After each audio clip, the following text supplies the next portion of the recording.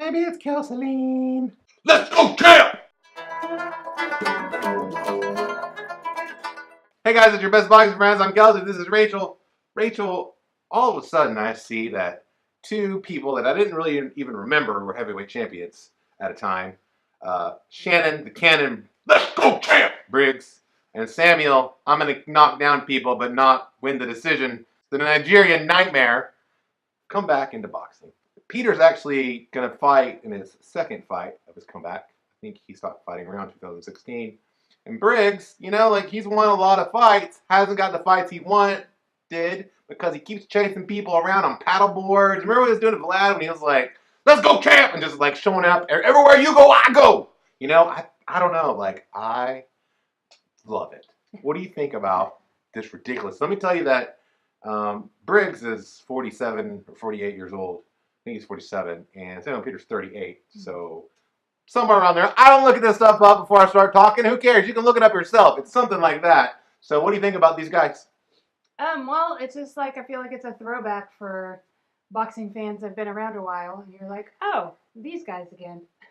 Am I wrong to hope for Shannon Briggs versus Samuel Peter fight? I think this will be perfect for ESPN boxing or PBC boxing or DAZN or Real Talk with Kelsey and Rachel boxing, whatever it wants to be. I want to see these guys who are, this kind of gets into the WWE sideshow sort of action that that I'm a big fan of both parts of boxing, both the true competitiveness of the sport, but also the sideshows. And so what do you think about this, what I would consider to be probably the ultimate heavyweight boxing sideshow? Yeah, I think that it would be fun.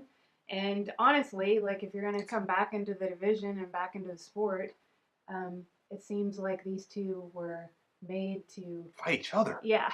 In fact, I'm not even sure who wins that fight. I think it's a good fight, and I think that somebody's going to get knocked out, but I don't know who. If I think about both of them at their best, I would think probably that Shannon Briggs would edge out Samuel Peter, at least in terms of boxing skill.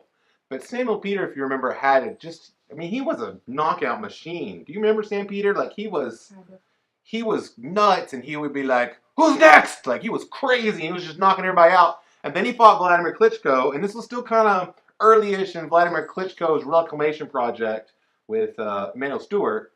And Peter knocked Klitschko down 3 times, 3 different rounds, and still lost a wide decision to Vlad because he lost every other second of the fight. But he had that kind of power. Yeah. What do you think? I'm kind of interested. I wouldn't mind challenging either or both of them in any kind of athletic competition. I wouldn't want to fight them. Don't get me wrong. These guys are super freak athletes, so I don't want to fight them. But maybe, or I would fight them if they would agree not to. I would box them if they would agree to not use their arms. Well, what I was going to say was that in boxing, you have the benefit that styles make fights. Mm-hmm. So boxing can be fun to watch regardless of the skill level sometimes of the opponents to a certain extent.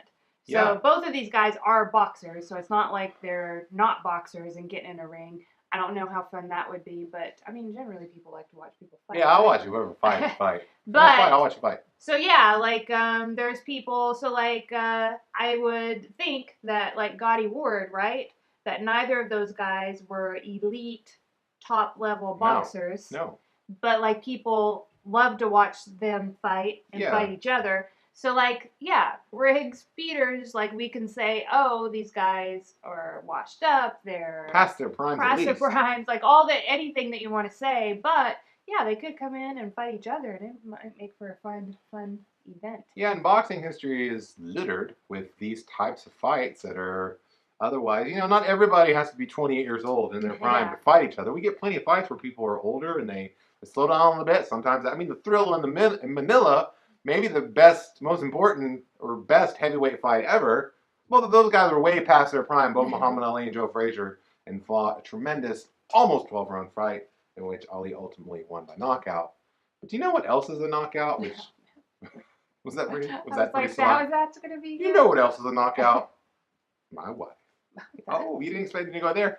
But also the elite level of decently knowledge boxing information that comes at you on Real Talk with Kelsey and Rachel. You know, we don't promise, we don't make phony promises of knowing how to pronounce people's names or how old they are or their, you know, their legitimate history. But what we do promise is that we do follow the sport closely. We watch all the fights, and it's not like we're no giant Johnny Come-Latelys or Cindy Come-Latelys. We've been doing this for over 10 years at least. You know, like watching boxing as avid boxing fans. If you don't know, I'm a boxing writer. Rachel, one of the things that she does is she works in that industry as well. She was a boxing photographer. She was a boxing videographer. And she's done some boxing writing too. So we're not, you know, what I'm saying is that you should love us. You should support us, even if we're not very good.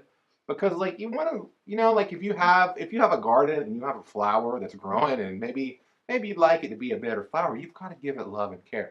So give us love and care. We'll give you love and care. This has gotten weird. Thanks for watching our show. Come back tomorrow, unless we don't do a show, and then come back the next day.